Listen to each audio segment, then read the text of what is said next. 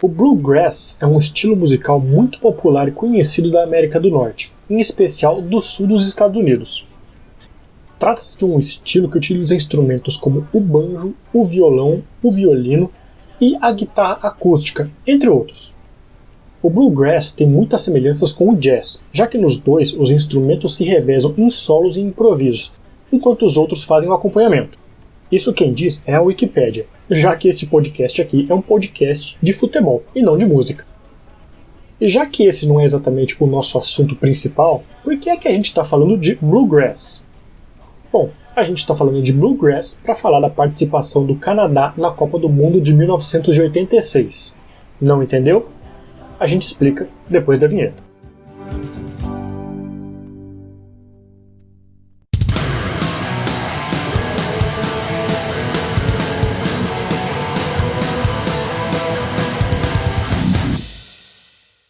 O Canadá está bem longe de ser um país que vive intensamente o futebol.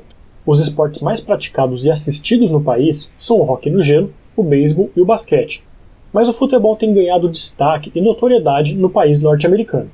Seja graças à boa fase da seleção local, seja pelo fato de o Canadá ser um dos países sedes da Copa do Mundo que será disputada em 2026, juntamente com os Estados Unidos e o México, o fato é que o Canadá aposta em seus jovens jogadores em 2022 para quem sabe figurar em um patamar superior na prateleira futebolística.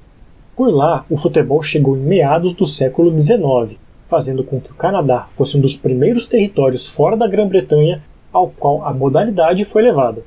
Em 1885, um combinado local entraria em campo naquela que seria extraoficialmente a primeira partida da seleção nacional. Contudo, oficialmente falando, a primeira partida dos Canucks foi em 7 de junho de 1924, quando foi derrotada pela Austrália por 3-2 em um amistoso em Brisbane.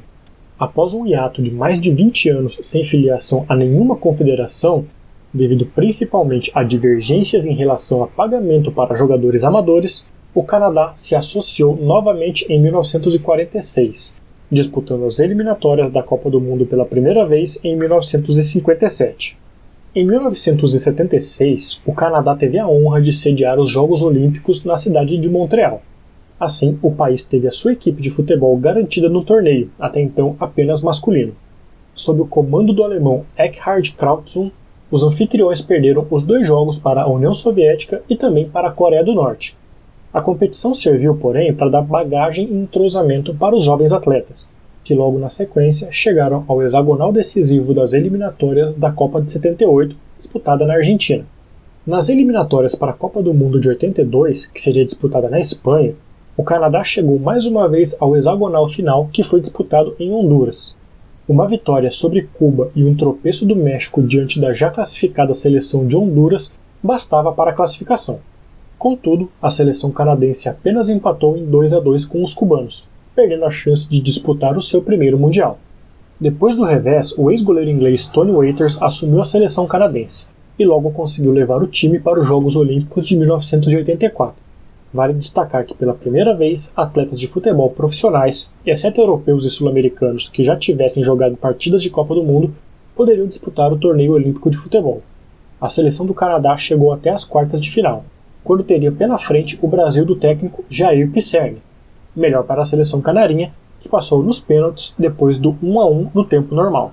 Para as eliminatórias da Copa do Mundo de 1986, o Canadá teria mais uma vez a vantagem de não ter um forte concorrente pela vaga, já que o México seria o país sede e teria a vaga garantida.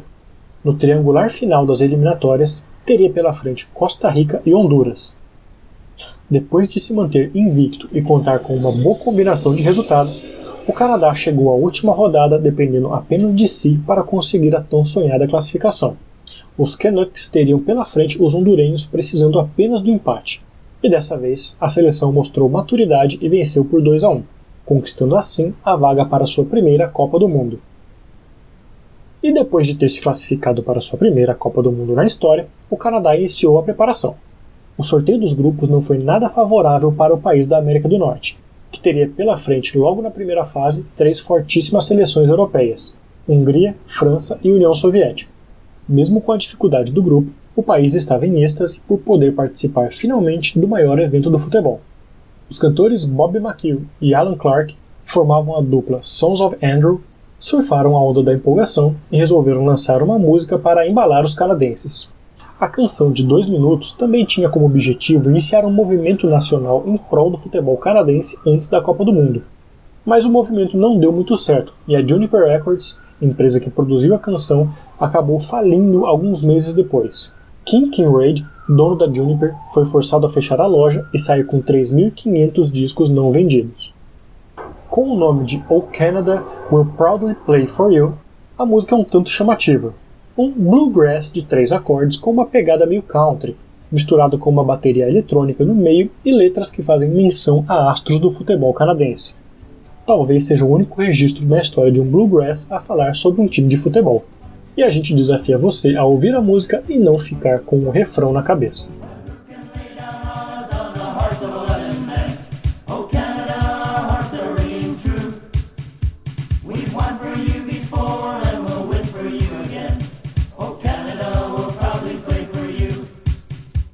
O hino oficial do Canadá na Copa do Mundo de 1986 foi tão mal quanto a equipe. Caiu ainda na fase de grupos. Na estreia, na melhor apresentação da seleção canadense, perdeu por 1-0 para a França, que mais tarde eliminaria o Brasil nas quartas de final. Depois disso, perdeu por 2-0 para a Hungria e União Soviética, e acabou eliminada. Mas graças a Kinrade, a música sobre o futebol canadense dos anos 80 sobreviveu em um canto distante, após ele reviver uma antiga fita guardada e postar a música na internet. Fora isso, O Canada Will Proudly Play For You é pouco lembrada pelas pessoas dos dias de hoje. Após a decepcionante exibição da Copa do Mundo do Canadá no México e uma tentativa quase fracassada de vender os discos para associações provinciais de futebol para arrecadação geral de fundos que salvariam a empresa, Kinrade pagou para destruir algo entre 3.500 e 4.000 cópias do single.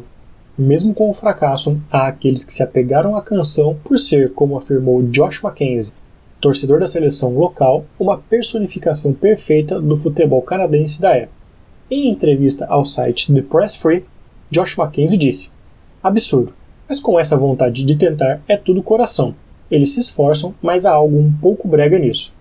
Mackenzie, inclusive, é um dos responsáveis pelo resgate histórico da canção na internet nos últimos anos.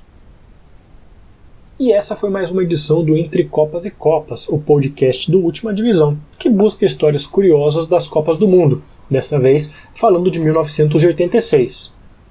Lembrando que o texto base usado para este episódio está disponível no nosso site, ultimadivisão.com.br. Além do nosso site, você também pode conferir o trabalho da Última Divisão nas redes sociais, Twitter, Facebook, Instagram e Twitch, a gente está por lá. E também no nosso canal no YouTube. Se você está ouvindo esse podcast no YouTube, a gente te convida a se inscrever no nosso canal, a deixar o seu like, o seu comentário aqui. Se você está ouvindo em algum dos melhores agregadores de podcast, a gente também gostaria de pedir a sua avaliação. Se você curte Última Divisão e quer contribuir com o nosso trabalho, tem alguns caminhos. Primeiro, ultimadivisão.com.br/apoie ou catarse.me/ultimadivisão. Toda ajuda é sempre muito bem-vinda para que a gente possa continuar fazendo o nosso conteúdo no nosso site, no nosso canal no YouTube e nas redes sociais. Quem contribui com a Última Divisão também tem direito a vários benefícios, desde fazer parte do nosso grupo de WhatsApp, onde a gente está sempre ali conversando sobre futebol, trocando várias ideias, a também participar da votação na escolha de pautas para os nossos textos e vídeos. Além disso, também pode concorrer a diversos prêmios, como livros e camisas de futebol. E por falar em camisa de futebol, você pode adquirir a camisa oficial do Última Divisão na nossa loja na Shopee, shopee.com.br/Última Divisão. Por fim, se você quiser fazer alguma contribuição pontual, a gente também tem a nossa chave Pix, contato@ultimadivisão.com.br. Este episódio do Entre Copas e Copas fica por aqui. O roteiro é de Emanuel Colombari e Guilherme Bucalon. A edição é de Igor Nishikiori. A arte é de Vitor Nishikiori. E a apresentação é minha, Emanuel Colombari. A gente fica por aqui. Até a próxima!